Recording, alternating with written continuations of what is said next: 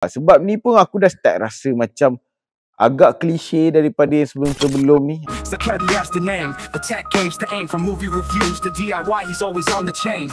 Unboxing gadgets, fixing up the place. A digital guru with a funny face. He dives into the silver screen. A cinematic journey, a vivid scene. Assalamualaikum, hai. Okay, aku baru lepas tengok filem Now You See Me Now You Don't. Magic rompak yang original lah kan. Tapi kan, kalau kau tengok lah dia punya cerita ni, aku tak tahu kebetulan ke ataupun memang ada yang orang kata rompak dia punya struktur cerita ataupun jalan cerita. Tapi kan dia ada persamaan lah. Aku tak tahu macam mana boleh ada kemiripan yang sangat. Dia bukan sekadar magic dan rompakan tu, tapi ada beberapa benda yang macam sangat-sangat sama. Aku tak tahu macam mana boleh kebetulan sama, sebab dua-dua ditayangkan pada tahun yang sama. Tu yang aku macam kebetulan ke ataupun memang disengajakan, aku tak pastilah kan. Tapi untuk magic rompak lah, untuk Now You See Me ni, kali ini dia ada 3 watak baru yang macam nak pass button daripada watak lama kan. Kali ini dia keluarkan semua 5 houseman. Kalau korang tengok yang pertama, watak magician perempuan tu orang lain, lepas tu yang nombor 2 pun orang lain dan watak yang berbeza lah kan. Dia bukan tukar pelakon je, tapi dia tukar totally watak. So kali ini yang nombor 3 ni 5 tu ataupun dua-dua watak magician perempuan ni dia ada lah kan. Tu yang bagi aku menarik Tapi itulah, kali ni kau nampak macam dia nak pass button lah. Cumanya aku tak tahu lah macam mana dia nak buat kalau ada yang nombor 4. Kali ni magic dia tak sekadar magic yang biasa ataupun sekadar menggunakan trik-trik yang biasa, tapi kali ni dia ada menggunakan sedikit teknologi yang baru, guna AI, guna deepfake, apa lagi dia guna. Dia guna maklumat-maklumat ambil daripada internet apa semua kan. So dia gabungkan antara cara lama magic dengan cara baru, siap guna hologram apa bagai semua kan. Tu yang bagi aku agak menarik. Dan dia punya magic tu daripada awal sampai sebelum ending dia ada sikit lah, nanti aku bahaskan. Daripada awal sampai sebelum ending tu bagi aku pack dengan magic yang best, yang menarik. Kadang-kadang kau rasa macam lepas tu ada part-part yang macam intense, ada yang part-part magic yang kau macam kau macam terpegun ataupun mind blown kan. So kat situ sangat menarik lah. Bagi aku itulah tarikan Now You See Me. Dia bukan sekadar rompakan biasa.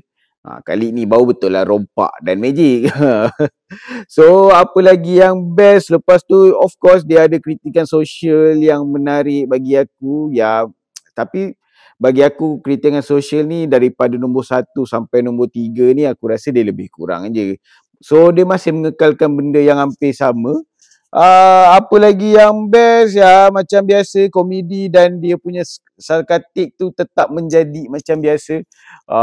Boleh kau lawak, boleh kau gelak, boleh kau terhibur lah. Tak adalah dia rasa macam kau tepu dengan sekadar magic dia. Kalau terlampau banyak magic tanpa ada orang kata disulami dengan komedi ataupun sarkastik dia, aku rasa dia tetap akan jadi lebih tetap akan bosan. Dan action dia pun quite good juga, lagi-lagi daripada watak baru.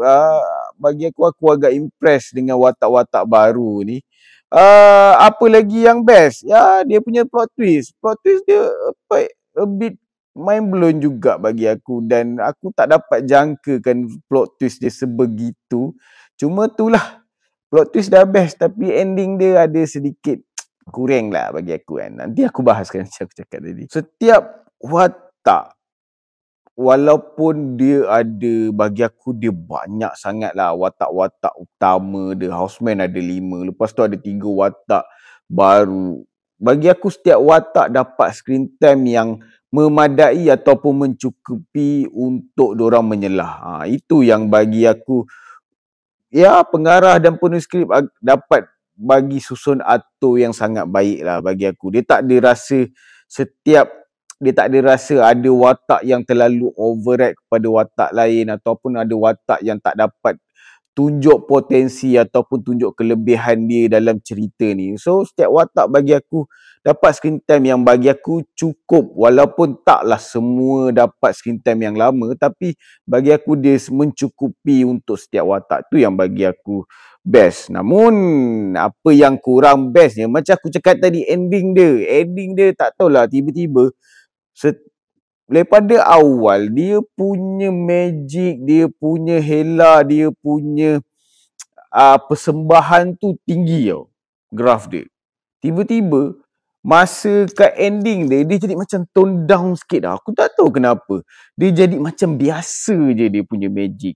Walaupun ada plot twist yang ditunjukkan pada akhir. Plot twist dia dah mind blown dah. Tapi aku tak tahu kenapa dia punya trik dia tu macam bagi aku sekadar biasa, macam klise sangat. Tu yang bagi aku agak spoil lah dengan dia punya ending. Dan dia punya watak houseman yang original tu pun dia jadi macam tenggelam tau pada last-last tu. Tu aku jadi macam, sepatutnya aku lagi suka diorang ada kolaborasi antara watak baru dengan watak lama pada ending dia tu, dan boleh menjadikan satu ending yang sangat epic. Tapi sayang dia agak tenggelam lah. Bagi aku ending yang best, of course nombor 1 dan nombor 2 tu lebih baik lah daripada yang nombor 3 ni kan.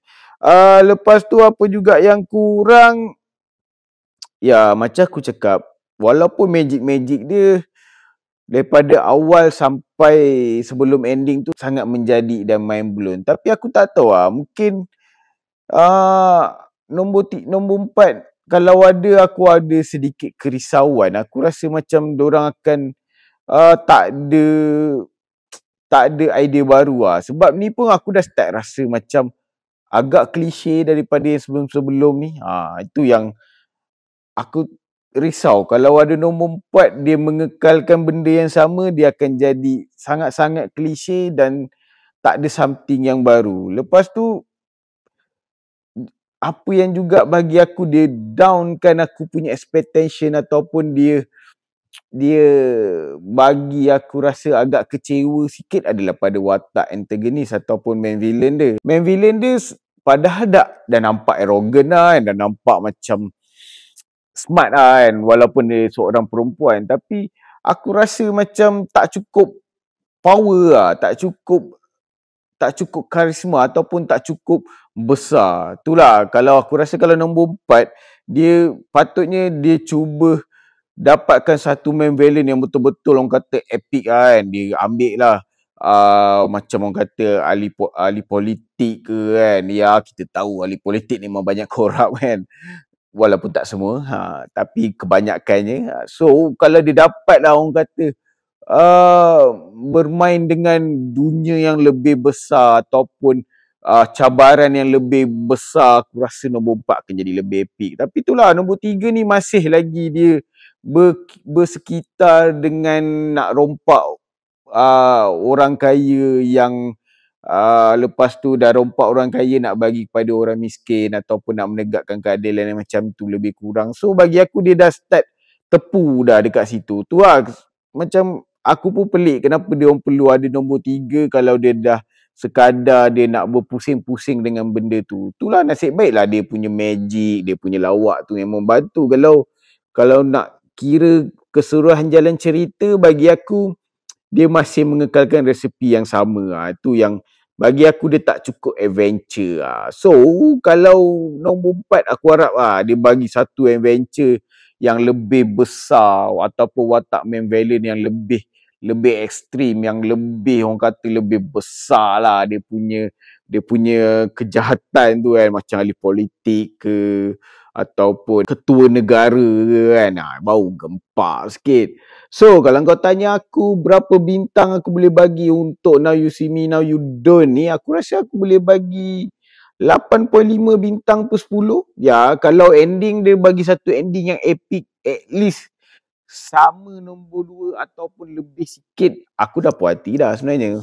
Tapi itulah ending dia tu yang sedikit jatuhkan point dia bagi aku. Sebab dia macam tone down sangat bagi aku. Tu yang kerugian bagi aku untuk Now You See Me Now You Don't ni. So kalau kau rasa review aku membantu korang untuk tengok ataupun tak filem Now You See Me Now You Don't ni, Aku harap kau dapat subscribe tu channel aku. Boleh like, boleh share, boleh komen video-video aku. Sekian. Assalamualaikum.